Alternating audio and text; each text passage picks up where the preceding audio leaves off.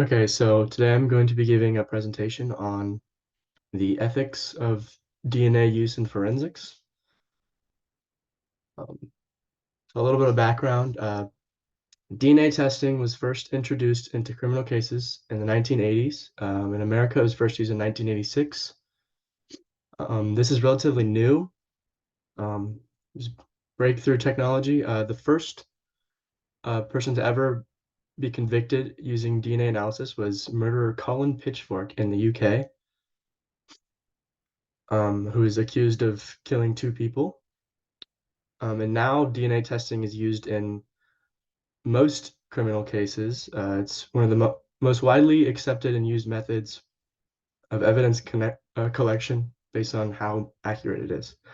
But in more recent years, concerns over the use of DNA have arose just based on the fact that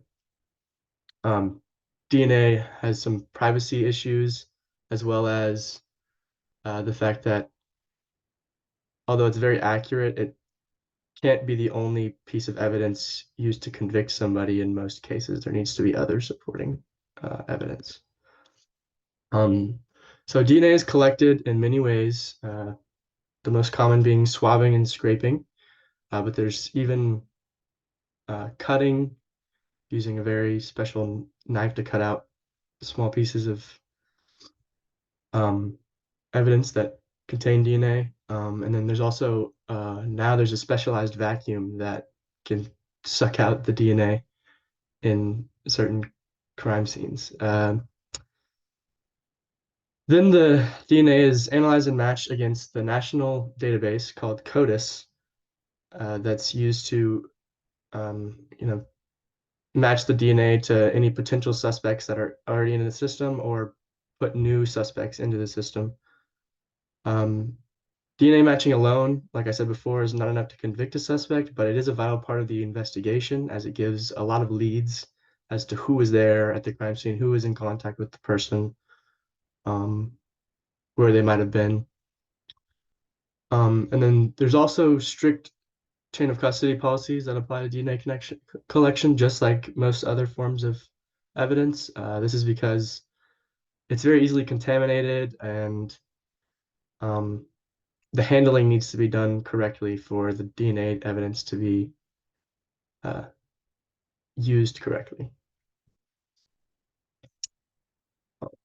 So some privacy concerns. A lot of the times, these like DNA is collected from crime scenes, from most crime scenes actually, and they don't know whose DNA it is at the beginning. So they're collecting DNA from sources that may not have anything to do with the case. Um, and a lot of people think that that's an infringement of their Fourth Amendment right against unreasonable searches and more particularly seizures, because that's seizing their own uh, personal information basically, and then that gets put into a database. And with that, the storage in CODIS holds millions of people's personal information, like their DNA. And if a data breach were to happen, like how we talk in class, a national scale privacy leak would occur. Um, this is very similar to like how the government holds a lot of the Social Security information, how that was all leaked, and now a lot of our Social Security numbers are now known. It's similar to that. So if a breach were to occur, then this information would just be out there of everyone, their lineage and anything. Um, so with that, after not even a decade of them beginning to use DNA evidence, they enacted the DNA Act of 1944, which established the CODIS database, told them who and what could be stored in there, which is mostly to keep it stored, they have to be convicted. It could be somebody who was, killed or is dead. Their DNA evidence can be stored in the CODIS database. It just prevents them from holding on to information from people that aren't convicted of a crime using that DNA, or like there needs to be a reason for their DNA to be in the database. So DNA is often seen as the gold standard for evidence. However, it can only match or assign a probability, which is very common in forensics. The way they convict somebody is beyond a reasonable doubt, so they have to use statistics rather than this is 100% this person's DNA.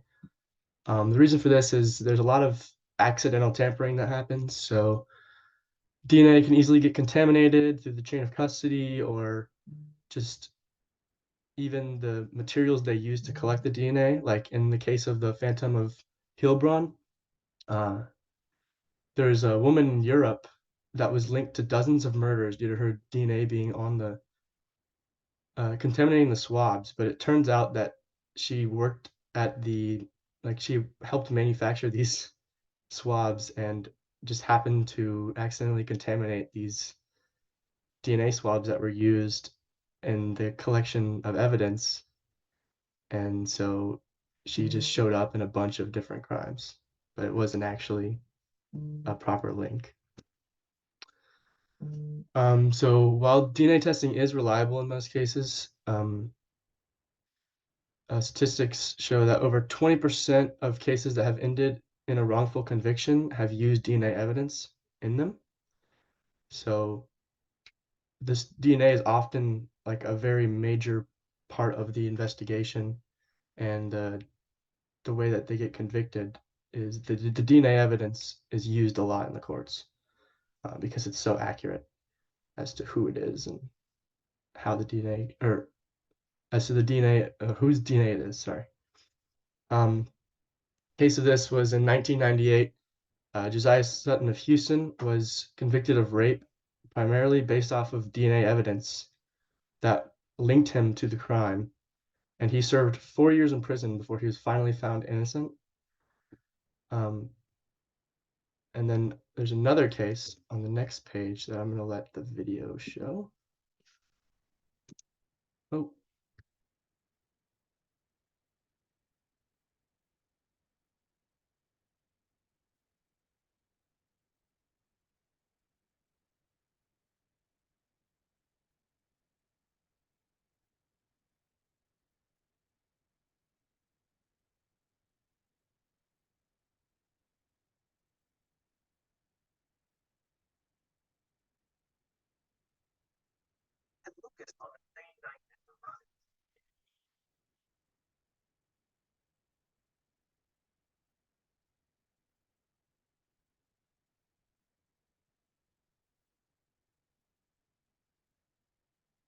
so as you can see, there's a lot of cases where the DNA evidence can get contaminated. In this case, it was a paramedic who accidentally contaminated the evidence with their DNA, as well as this Lucas Anderson homeless guy who just happened to be in contact with the paramedic the night before and happened to have some of their DNA left on them.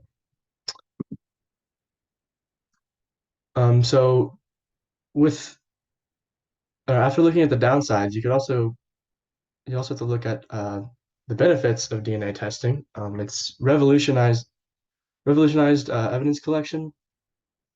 Um, there's a lot of cold cases that now that DNA evidence has been provided have been solved. Specifically, or this more particularly goes along with the cases before 1986 when it was introduced, because they didn't have DNA evidence before, and now that they have it, they could look into these cases and find links that they could have never found before. Um, it also allows for identification in scenarios where a body would normally not be able to be identified in by other methods, like uh, things that come to mind are like a burned victim, where you can't identify who they are, or even like teeth are a big part of how DNA evidence is used. So the if it's just bones and like their skull, you're not going to know what person it is unless you have the DNA evidence. And then on the other side of DNA use in court, where sometimes it can lead to a wrongful conviction, DNA evidence has also exonerated many criminals who were previously found guilty uh, through the use of linking either somebody else to the crime through the DNA evidence or showing that they weren't involved in it at all because their DNA is not present. When the proper procedures and standards are followed, DNA shows an accepted accuracy of 99.5%. So this is very high. Um, so that's why DNA is used in most, if not all, cases these days that are criminal, and that's why it's the gold standard as well.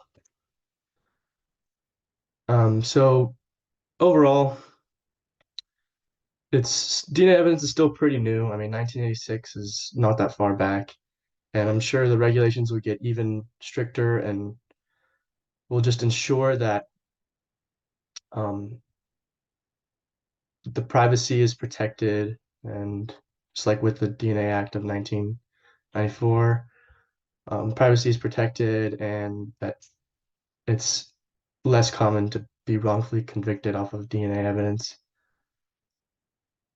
I mean, it's not going away. It's one of the most commonly used and is one of the best technologies that forensic investigators have when trying to solve a crime. So it's only going to become more prevalent. And through the through ensuring that people's privacy is protected and that the process is done correctly, this will help mitigate any risks associated with how people can be wrongfully convicted, like I said, and it'll just make the process more streamlined and more accurate than it already is. Thank you.